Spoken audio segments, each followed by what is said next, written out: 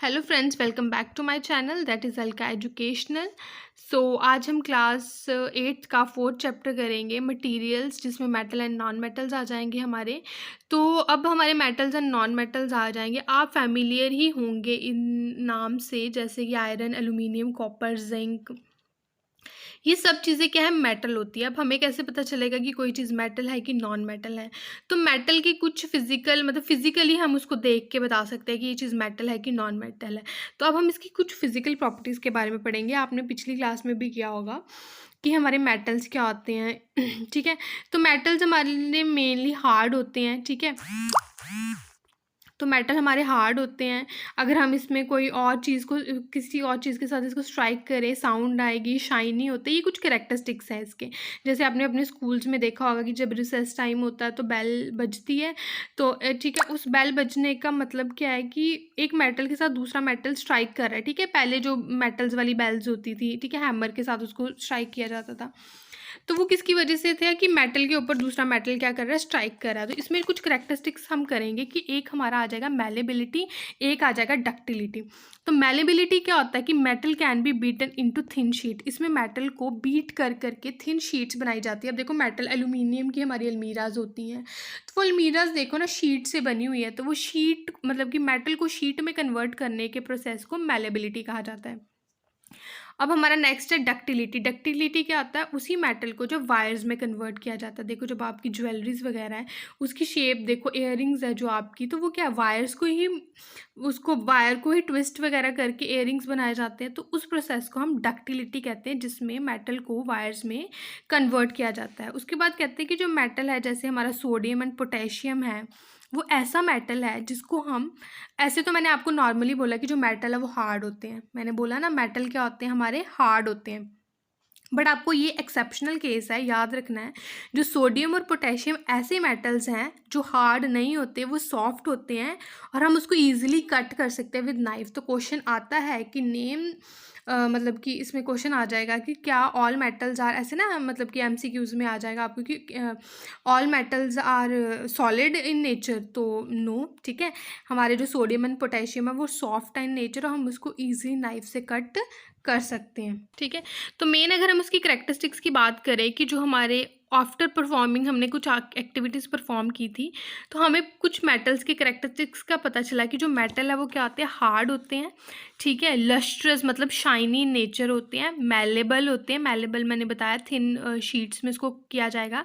Ductile मतलब wires में convert किया जाएगा। स्नोरस मतलब कि जब भी मतलब एक रिंगिंग साउंड सी देंगे, जैसे मैंने आपको बताया कि रिसेस टाइम पे जो हम, ठीक है, पहले हैमर, मेटल के ऊपर हैमर को स्ट्राइक किया जाता था, तो एक स्नोरस सी साउंड आती थी। ठीक है, तो मेटल को जब भी किसी सरफेस से स्ट्राइक करोगे वो साउंड देगा। गुड कंडक्टर ऑफ हीट है एंड इलेक्ट्रिसिटी, मतलब इसमें से इलेक्ट्रिसिटी पास हो सकती है। मेटल्स को यूज़ किया जाता है, जैसे हम घरों में अपनी वायरिंग करने के लिए कॉपर वायर्स को यूज़ करते हैं।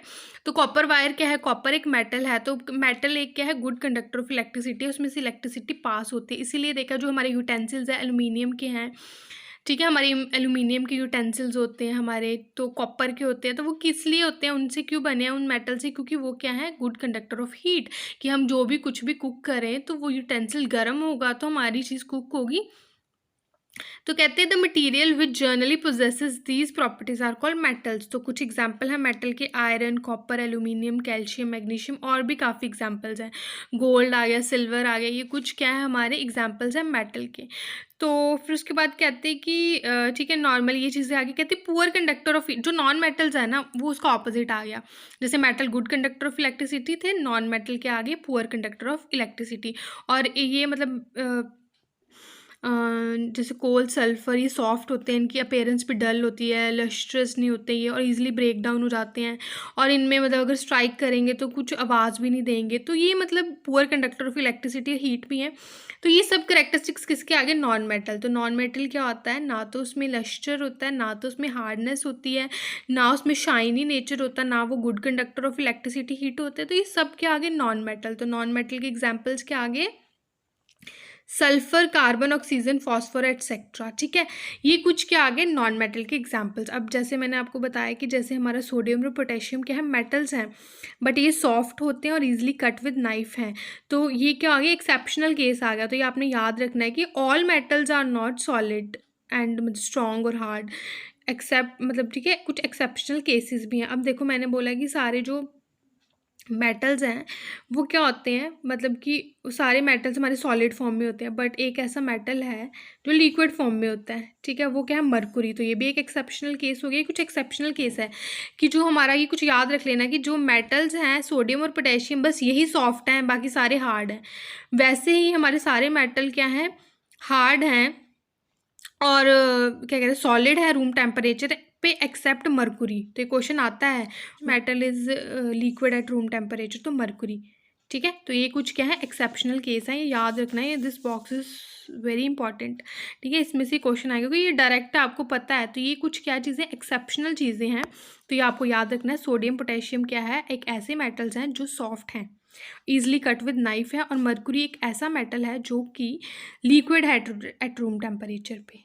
ठीक है, पिछली बारी जो पीएस टेट का पेपर आया था ना, उसमें ऑलमोस्ट मतलब कि जो भी साइंस के मतलब मैक्सिमम क्वेश्चन थे ना, वो इस चैप्टर से आए थे, मैक्सिमम क्वेश्चन। और मतलब कि ऑलमोस्ट इस पेज से ना, ये मतलब कि कौन सा पेज था, काफ़ी क्वेश्चन थे इस पेज से ही, हमारे काफ़ी क्वेश्चन आए थे इस पेज से। मतलब कि वही है ना कि उन पे डिपेंड करता है। ये देखो, ये कॉपर वाला आया हुआ था कि कॉपर वेसल जब रस्ट कर जाता है उसको क्या बोला जाता है, जो मेटालिक ऑक्साइड्स होते हैं उनका नेचर क्या होता है, जो नॉन मेटालिक है। मतलब कि इतना ज़्यादा इंपॉर्टेंट आया हुआ था ना इस चैप्टर में से। मतलब कि अगर 100 में से मैं कह दूँ कि 80% जो 70% जो पेपर था ना, वो इस चैप्टर से आया हुआ था। सो हमने हर एक चीज़ करनी है, कोई टॉपिक नहीं छोड़ना। तो हमारा जो नेक्स्ट टॉपिक है वो chemical properties of metals and non metals. अब फिजिकली हमने देख लिया कि देख के हमें पता चल जाता है कि कोई चीज़ मेटल है कि नॉन मेटल है। वैसे हम कुछ केमिकली भी देखेंगे। इसको कहते हैं, you are familiar with the phenomena of rusting of iron, से आप फैमिलियर हो। ठीक है, कि जब आयरन को क्या लग जाता है, जंग लग जाता है, तो जिस which is rust formed.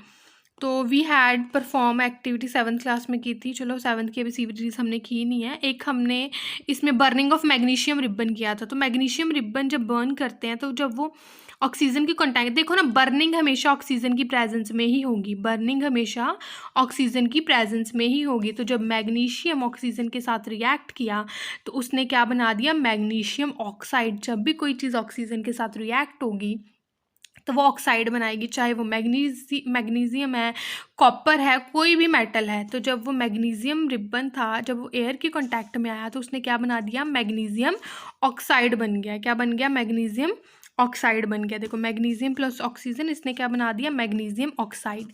Iron plus oxygen plus water हुआ तो क्या होगी हमारी, आयरन ऑक्साइड बन जाएगा। ठीक है, तो iron and magnesium with oxygen, ठीक है, तो आयरन ऑक्साइड बन जाएगा। तो ये देखो, अब कहते हैं कुछ एक्टिविटी इन्होंने परफॉर्म की। कहते हैं when copper vessel is exposed. अब कॉपर चीज़ें, अगर आप कॉपर की रिंग ही देखते हो ना, तो जब आप कॉपर की रिंग देखते हो तो जब वो मॉइस्चर के साथ कॉन्टैक्ट में आती है इस मौसम में, जो बरसात के मौसम में, तो वो ग्रीन सा मटीरियल होता है ना, हमारी फिंगर पे भी ग्रीन ग्रीन सा लग जाता है। वो ग्रीन ग्रीन मटीरियल होता क्या है, तो the green material is a mixture of copper hydroxide and copper carbonate. ये क्वेश्चन आया हुआ था कि जो कॉपर वेसल में या कॉपर के किसी भी चीज़ में कॉपर जब ग्रीन कलर का मटेरियल होता है उसको क्या बोला जाता है, उसको कॉपर हाइड्रोक्साइड बोला जाता है और कॉपर कार्बोनेट बोला जाता है। तो ये रिएक्शन होगी कि जब कॉपर वाटर मतलब मॉइस्चर के साथ, ठीक है, कार्बन डाइऑक्साइड ऑक्सीजन के कांटेक्ट में आया तो उसने क्या बनाया, copper hydroxide and copper carbonate. ये याद रख लो, रट लो इस चीज़ को कि जब भी कॉपर एयर के कांटेक्ट, मॉइस्चर के कांटेक्ट में आ जाएगा वो ग्रीन कलर का हो जाएगा। तो वो ग्रीन कलर किसकी वजह से होगा, मतलब कि ग्रीन कलर के मटेरियल जो वो किसका मिक्सचर होगा, ये ग्रीन कलर का मटेरियल है, copper hydroxide and copper carbonate का। ठीक है, तो अच्छा, हमने एक एक्टिविटी की कि हमने मैग्नीशियम रिबन लिया, ठीक है, उसको एयर के कांटेक्ट, मैग्नीशियम ऑक्साइड आ गया। अब हमने देखना जो हमारा मैग्नीशियम का ऑक्साइड आया वो उसका नेचर क्या है, बेसिक है कि एसिडिक है। तो अब मैग्नीशियम हमारा क्या है, मैग्नीशियम क्या है, मेटल है। तो एक चीज़ याद रख लो, जो मेटल ऑक्साइड्स होते हैं वो होते हैं बेसिक इन नेचर, और जो नॉन मेटल ऑक्साइड्स होते हैं वो होते हैं एसिडिक इन नेचर। अब जो मैग्नीशियम रिबन है वो हमारा है मेटल। तो मेटल के जो भी ऑक्साइड्स होंगे, मेटल के जो ऑक्साइड्स होंगे वो हमारे होंगे बेसिक इन नेचर। तो सिंपली जो मेटालिक ऑक्साइड्स होते हैं वो बेसिक इन नेचर होते हैं, और जो नॉन मेटालिक ऑक्साइड्स होते हैं वो एसिडिक इन नेचर। ये क्वेश्चन भी आया हुआ था कि जो मेटालिक ऑक्साइड्स होते हैं क्या वो एसिडिक इन नेचर होते हैं, या बेसिक होते हैं, या बोथ होते हैं, या न्यूट्रल होते हैं, ऐसे क्वेश्चन आया हुआ था। तो हमारे क्या होते हैं, metallic oxides are basic in nature. ठीक है, जैसे ये देखो, oxides of non metal are acidic in nature. ठीक है, नॉन मेटल के जो ऑक्साइड्स हैं वो एसिडिक इन नेचर होते हैं।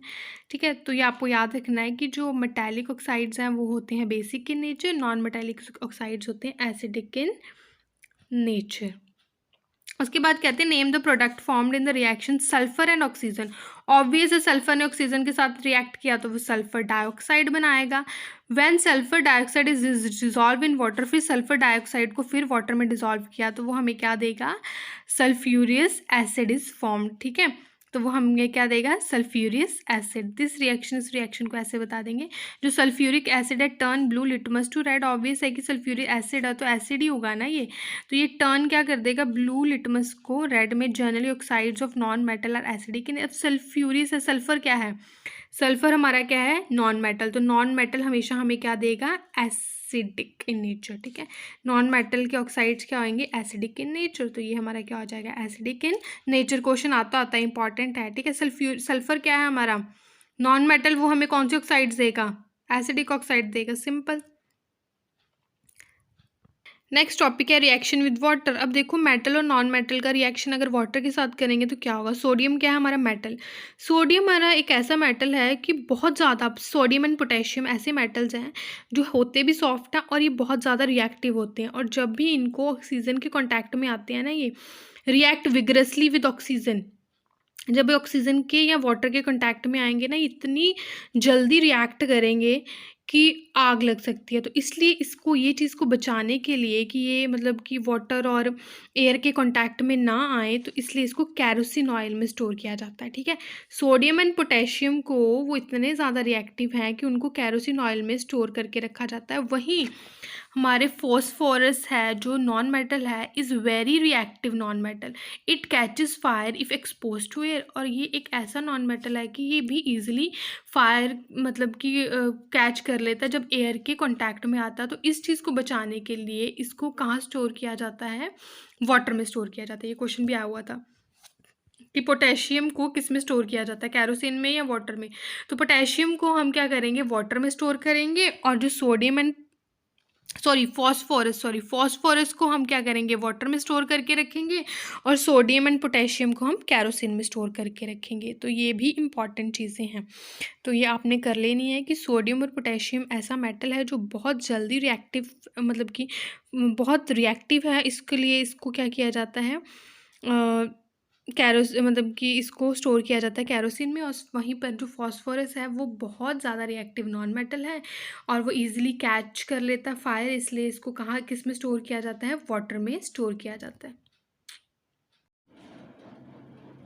इसके बाद है, is there a different way in which metal and non metal react with acid, what could the pop sound in some cases be due to when a burning matchstick is brought near the mouth of the test tube। अब इसमें बोला है क्या है कि metals और non metals का अलग अलग तरीका होता है एसिड के साथ रिएक्ट करने का, और कहते हैं ये जो पॉपिंग साउंड होती है इन सम केसेस जब हम बर्निंग स्टिक या कैंडल लेके आएंगे, ठीक है, तो मतलब इसके बारे में अब हम कुछ पढ़ेंगे। कहते you must have found that non metal generally do not react with acid.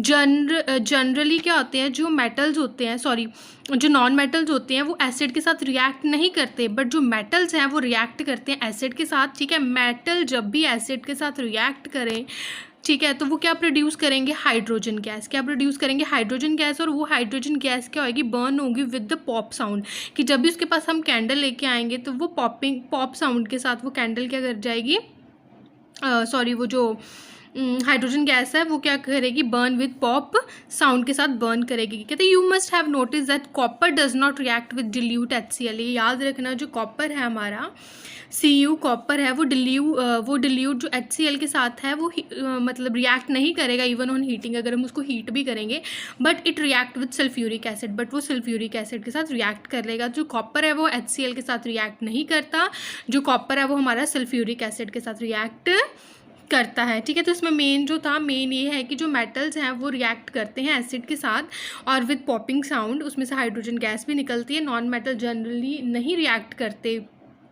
इसके साथ एसिड के साथ।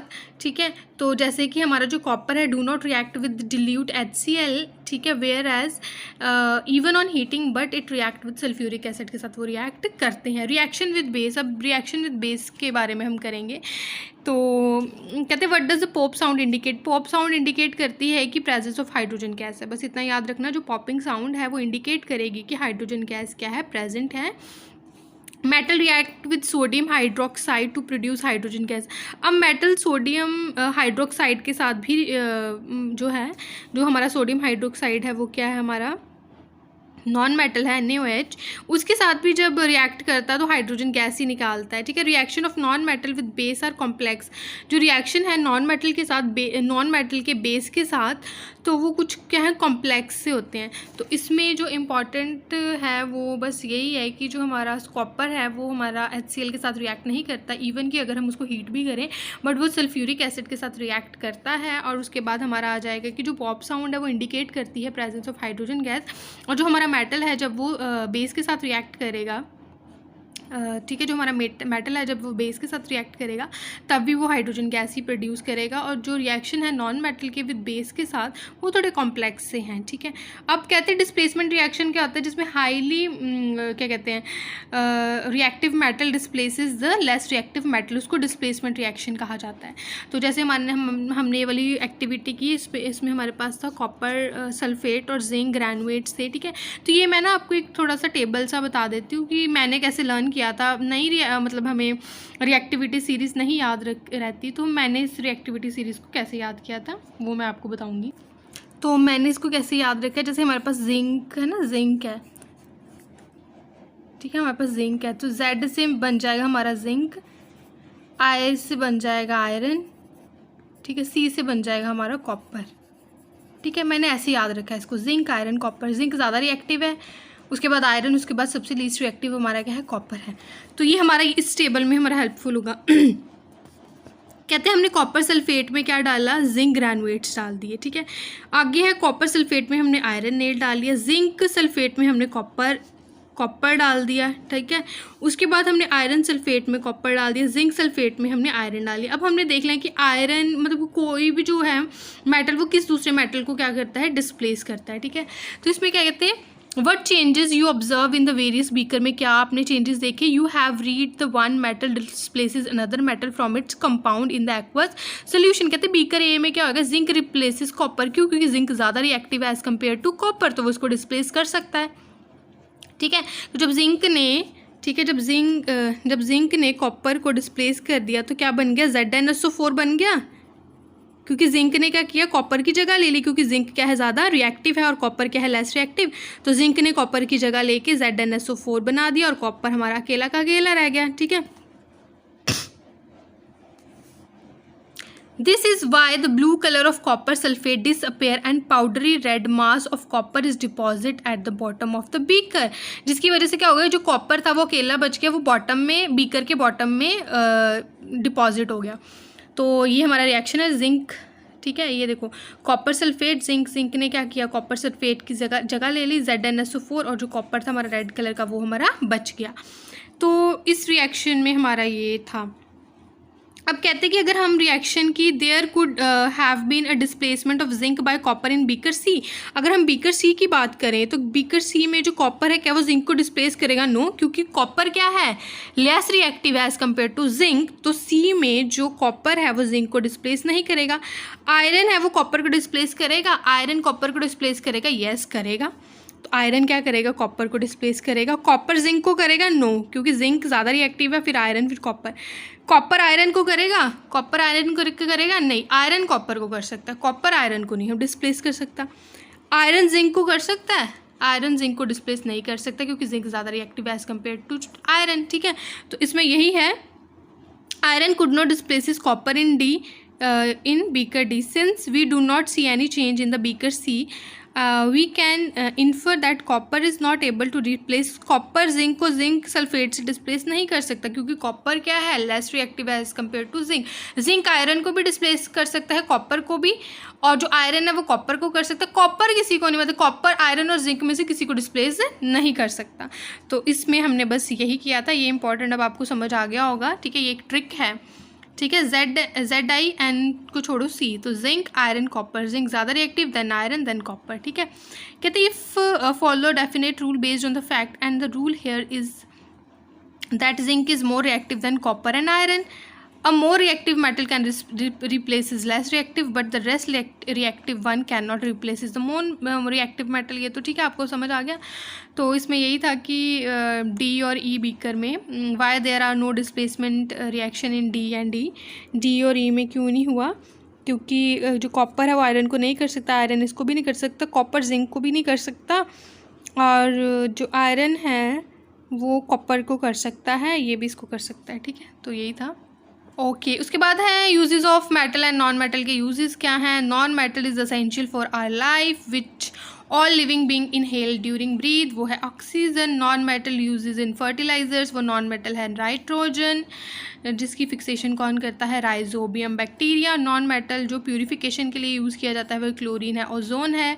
Non metals use in purple colour solution which is applied on the wound as antiseptic, iodine है वो। Non metal use in cracker, sulphur और phosphorus है, ये जो क्या है नॉन मेटल्स है जिसको क्रैकर्स में यूज़ किया जाता है। ये कुछ इंपॉर्टेंट टर्म्स है। Metals are lustrous whereas non metals have no lustre, but एक ऐसा नॉन मेटल है जो लस्टर होता है जिसमें वो है आयोडीन, वो है आयोडीन, ठीक है। आयोडीन एक ऐसा नॉन मेटल है जिसमें लस्टर होता है। मोस्टली मेटल्स लस्टर्स होते हैं और नॉन मेटल लस्टर नहीं होता, बट आयोडीन एक ऐसा नॉन मेटल जिसमें लस्टर होता है। जनरली मेटल्स मैलेबल होते हैं, डक्टाइल, मैलेबल मतलब शीट्स में, थिन शीट्स में कन्वर्ट हो जाते हैं, डक्टाइल मतलब वायर्स में उसको कन्वर्ट कर दिया जाता है, बट नॉन मेटल के पास एज सच ऐसी कोई प्रॉपर्टी नहीं होती। Generally metal are good conductor of heat and electricity, but non metal are poor conductor. Metal में हमारे जैसे कॉपर वायर्स वगैरह इनको इलेक्ट्रिसिटी में यूज़ किया जाता है। जो हमारे यूटेंसिल्स होते हैं वो भी मेटल से बने होते हैं। नॉन मेटल्स पुअर कंडक्टर होते हैं। ऑन बर्निंग मेटल, जब मेटल को ऑक्सीजन के साथ, ऑब्वियस है कि burning in presence of oxygen ही होगी, वो हमें मेटल ऑक्साइड देगा which is basic in nature. याद रखना, metal oxides are basic in nature and non metal react with oxygen to produce non metallic oxide जो कि एसिडिक इन नेचर होते हैं। मोस्ट इंपॉर्टेंट है ये फॉर द PS टेट और C TET exam. ये पिछली बारी PS टेट में फर्स्ट ही क्वेश्चन था मेरा, जो सेक्शन था ना, आई थिंक पता नहीं कौन सा सेक्शन था, फर्स्ट क्वेश्चन था ये। Some metals react with water to produce metal hydroxide and hydrogen gas. Generally non-metal do not react with water. Non-metal water के साथ react नहीं करते, ठीक है। Non-metal water के साथ react नहीं करते, याद रखना। Metal react with acid and produce salt produce करता है और हाइड्रोजन गैस प्रोड्यूस करता है। जनरली जो नॉन मेटल है do not react with acid, वो एसिड के साथ रिएक्ट नहीं करते, और जब वो बेस के साथ रिएक्ट करते हैं तो जो बेस होता है रिएक्शन है वो बड़े कॉम्प्लेक्स रिएक्शन होते हैं। कहते हैं some metal react with base to produce hydrogen gas, ठीक है। सम मेटल में हमारा आ जाएगा इसमें, ठीक है, सम मेटल में कुछ भी जो बेस हमारा इसमें आ जाएगा सोडियम हाइड्रोक्साइड। तो सोडियम हाइड्रोक्साइड के साथ भी रिएक्ट करने पे हाइड्रोजन गैस ही निकलती है जो मेटल करेगा। More reactive metal displaces less reactive metal, ठीक है, इसको हम डिकम्पोजिशन रिएक्शन भी कहते हैं। मेटल्स और नॉन मेटल्स का हम वाइडली यूज़ करते हैं अपनी एवरीडे लाइफ में। और उसके बाद कुछ MCQs हैं, कहते हैं which of the following can be beaten into thin sheet. Zinc, phosphorus, sulphur, oxygen, ये सब नॉन मेटल्स हैं, सब नॉन मेटल्स। और मेटल में ही ये मैलेबिलिटी वाली क्या है प्रॉपर्टी होती है। कहते हैं which of the following statement is correct. All metal are ductile, all non metal are ductile, generally metals are ductile, some non metals are ductile. Ductility वाली प्रॉपर्टी तो मेटल में ही होती है, तो ऑल मेटल डक्टाइल नहीं हो सकते। क्यों? क्योंकि ऑल मेटल्स में अगर हम सोडियम एंड पोटेशियम ले लें ना, तो वो क्या है, सॉफ्ट होते हैं, उनको नहीं हम थिन शीट्स एंड वायर्स में कन्वर्ट कर सकते। तो जनरली हम बात कर रहे हैं कि मेटल आर डक्टाइल, ऑल की बात नहीं करें, क्योंकि मरकुरी भी क्या है, एक ऐसा मेटल है जो लिक्विड है एट रूम टेम्परेचर में। जो चीज़ लिक्विड है उसको हम कैसे थिन शीट्स में कन्वर्ट करेंगे। तो जनरली बात आएगी इसमें, क्या आएगी, जनरली, जनरल जो है, ठीक है। उसके बाद कुछ फिलअप्स है, कहते phosphorus very reactive, phosphorus and sodium, phosphorus and sodium are very reactive non metals. Metal are good conductor of heat and electricity, yes, ठीक है। Iron is more reactive than copper, ठीक है, जैसे ZiNC जिंक। तो iron is more reactive than copper, ठीक है।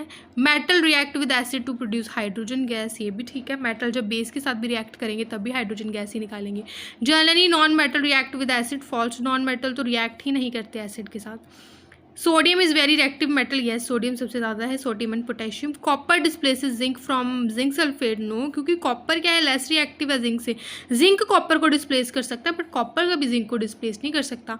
कोल can be drawn into wires, no, coal क्या है हमारा, नॉन मेटल है, क्या हम इसको, sorry, coal can be drawn into wires, नहीं, कोल को हम कैसे वायर्स में कर सकते हैं, ये गलत है ये, ठीक है। तो इसके बाद सम मैचअप्स आर देयर। तो गोल्ड क्या है हमारा, ज्वेलरी बनाने के लिए। आयरन क्या है, मशीनरी बनाने के लिए। एल्यूमिनियम है, रैपिंग फूड, वही फॉइल बनाने के लिए। कार्बन, फ्यूल बनाने के लिए। कॉपर, इलेक्ट्रिक वायर बनाने के लिए। मरकुरी, थर्मोमीटर में यूज़ होता है, ठीक है।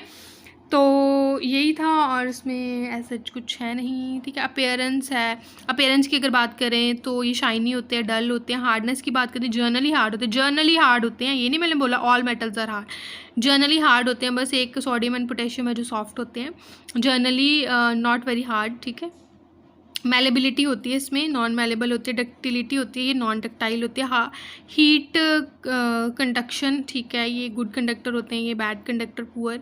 और सेम ये conduction of electricity, good conductor, poor conductor. Thank you so much friends मेरी इस वीडियो को देखने के लिए, और प्लीज़ मेरे इस चैनल को सब्सक्राइब करें, मेरी वीडियो को ज़्यादा से ज़्यादा लाइक करें, शेयर करें अपने फ्रेंड्स में, और मेरे फेसबुक एंड इंस्टाग्राम पेज को भी फॉलो और लाइक करें। So thank you so much friends.